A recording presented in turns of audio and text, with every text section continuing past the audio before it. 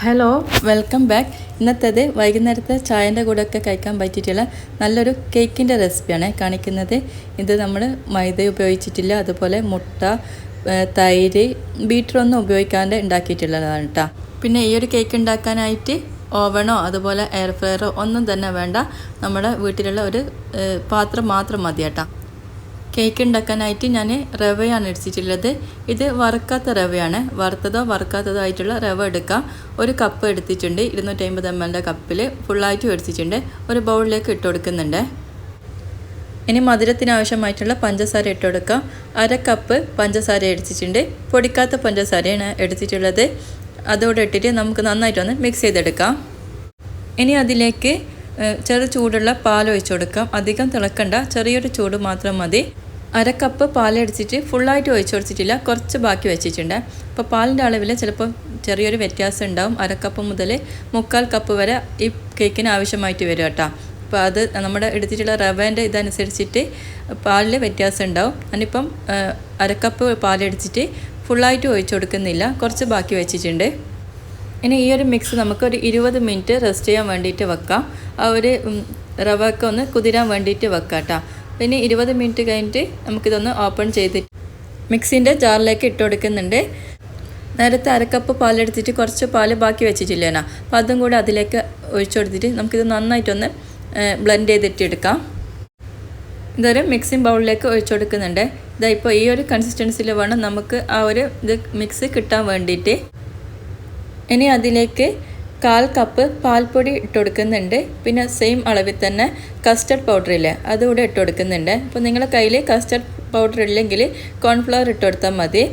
ഇനിയിപ്പോൾ നിങ്ങൾ കോൺഫ്ലവർ എടുക്കുന്നെങ്കിൽ അതിലേക്ക് 1/2 ടീസ്പൂണ് വാനില എസൻസോ അല്ലെങ്കിൽ കുറച്ച് ഏലക്ക പൗഡർ ഇട്ട് കൊടുക്കണം കേട്ടോ, ഒരു ടേസ്റ്റ് കിട്ടാൻ വേണ്ടിയിട്ട്. അപ്പോൾ ഇതിൽ കസ്റ്റർഡ് പൗഡറിൻ്റെ ടേസ്റ്റാണ് നമുക്ക് ആ ഒരു സ്പെഷ്യൽ ടേസ്റ്റ് വരുന്നത്. ഇനി ഇത് അതിലേക്ക് കുറച്ചൊരു കളറ് കിട്ടാൻ വേണ്ടിയിട്ട് ഞാൻ ഒരു നുള്ള് മഞ്ഞൾപ്പൊടി ഇട്ട് കൊടുക്കുന്നുണ്ട്. അപ്പോൾ കസ്റ്റർഡ് പൗഡറിന് ഒരു കളറില്ലാത്ത കസ്റ്റർഡ് പൗഡറാണ് എൻ്റെ കയ്യിലുള്ളത്. ഇനിയിപ്പോൾ നല്ല യെല്ലോ കളറുള്ള കസ്റ്റർഡ് പൗഡർ ആണെങ്കിൽ കളർ ഈ ഒരു മഞ്ഞളിൻ്റെ ആവശ്യമില്ല. എല്ലാം കൂടി നന്നായിട്ട് മിക്സ് ചെയ്തെടുക്കുന്നുണ്ട്. ഇതാ ഈ ഒരു ലൂസ് വേണം നമുക്ക് ഈ ഒരു കേക്കിൻ്റെ ബാറ്റർ കിട്ടാൻ വേണ്ടിയിട്ട്. ഇനി ഞാൻ നമ്മുടെ ബേക്ക് ചെയ്യാൻ വേണ്ടിയിട്ട് ഈ ഒരു ഗ്ലാസിൻ്റെ ബൗളാണ് എടുത്തിട്ടുള്ളത്. അതിലേക്ക് കുറച്ച് ബട്ടർ ഒന്ന് മെൽറ്റ് ചെയ്ത ബട്ടർ ഇങ്ങനെ ആക്കി കൊടുത്തിട്ട് കുറച്ച് മൈദപ്പൊടി ഇങ്ങനെ സ്പ്രെഡ് ചെയ്ത് കൊടുക്കുന്നുണ്ട്. നമ്മുടെ ഒരു ബട്ടർ പേപ്പർ വെച്ചാൽ മതി ഇതിന് പകരമായിട്ട്. അപ്പോൾ ഞാനിത് ഇപ്പോൾ ഇങ്ങനെയാണ് ചെയ്തെടുക്കുന്നത്. ഇനി നമ്മുടെ ആ ഒരു കേക്കിൻ്റെ മിക്സിലേക്ക് 1/4 കപ്പ് ബട്ടർ മെൽറ്റ് ചെയ്തത് ഒഴിച്ചു കൊടുക്കുന്നുണ്ട്. അൺസാൾട്ടഡ് ബട്ടറാണ് എടുത്തിട്ടുള്ളത്. അതുപോലെ ബട്ടറിന് പകരമായിട്ട് നിങ്ങൾക്ക് ഗീയോ അതേപോലെ സൺഫ്ലവർ ഓയിലോ എന്ത് വേണമെങ്കിലും എടുക്കാം. നന്നായിട്ടൊന്ന് മിക്സ് ചെയ്തെടുക്കുന്നുണ്ട്. ഇനി അതിലേക്ക് 1 ടീസ്പൂണ് ബേക്കിംഗ് പൗഡറും 1/2 ടീസ്പൂണ് ബേക്കിംഗ് സോഡയും 1/4 ടീസ്പൂണ് ഉപ്പും കൂടി ഇട്ട് കൊടുക്കുന്നുണ്ട്. എല്ലാം കൂടി നന്നായിട്ടൊന്ന് മിക്സ് ചെയ്തെടുക്കാം. ഇനി കുറച്ച് ടൂട്ടി ഫ്രൂട്ടി എടുത്തിട്ടുണ്ട്. അതിലേക്ക് 1/2 ടീസ്പൂണ് ഗോതമ്പ് പൊടി ഇട്ടിട്ട് ഒന്ന് ഇങ്ങനെ മിക്സ് ചെയ്തെടുക്കുന്നുണ്ട്. റെഡിയാക്കി വെച്ചിട്ടുള്ള കേക്കിൻ്റെ ബാറ്ററിൽ ഇട്ട് കൊടുത്തിട്ട് നന്നായിട്ടൊന്ന് മിക്സ് ചെയ്തെടുക്കാം. ഇനി ലാസ്റ്റായിട്ട് ഒരു ചെറിയൊരു ചെറുനാരങ്ങൻ്റെ പീസ് എടുത്തിട്ട് അതിൻ്റെ ഒരു നീരും കൂടി ഒഴിച്ചു കൊടുക്കുന്നുണ്ട്.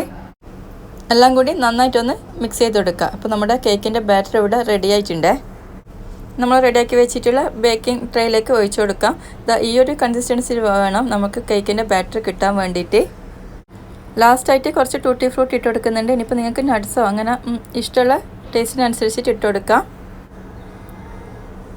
ഈ ഒരു ടൈമിൽ ഞാൻ 5 മിനിറ്റ് പ്രീ ഹീറ്റ് ചെയ്ത് വെച്ചിട്ടുണ്ട് കേട്ടോ ഒരു പാത്രം. അപ്പം അത് നല്ല ഹൈ ഫ്ലെയിമിൽ 5 മിനിറ്റ് പ്രീ ഹീറ്റ് ചെയ്തിട്ടുണ്ട്. അതിനുശേഷം നമ്മുടെ ഒരു കേക്കിൻ്റെ ട്രേ വെച്ചെടുക്കാം. അടച്ച് വെച്ചിട്ട് 30 മിനിറ്റ് മുതൽ 45 മിനിറ്റ് വരെ ഒന്ന് ബേക്ക് ചെയ്തെടുക്കണം കേട്ടോ. അപ്പം ഒരു മാക്സിമം 45 മിനിറ്റ് ഒന്ന് ബേക്ക് ചെയ്തെടുക്കണം. എനിക്കിത് ബേക്ക് ചെയ്യാൻ വെച്ചിട്ടുള്ള ടൈം 45 മിനിറ്റാണ്. അപ്പോൾ ഇത് നിങ്ങളുടെ പാത്രത്തിൻ്റെയും ഇതൊക്കെ അനുസരിച്ചിട്ട് ടൈമിൽ വ്യത്യാസം ഉണ്ടാവും. നന്നായി ചൂടാറിയതിന് ശേഷം ഡിമോൾഡ് ചെയ്തെടുക്കാം. നിങ്ങൾ എന്തായാലും ഒന്ന് ട്രൈ ചെയ്ത് നോക്കണം കേട്ടോ. നമ്മുടെ വീട്ടിൽ എല്ലാം ഉണ്ടാകുന്ന ചേരുവകൾ വെച്ചിട്ടുണ്ടാക്കിയിട്ടുള്ള നല്ലൊരു കേക്കിൻ്റെ റെസിപ്പിയാണ്.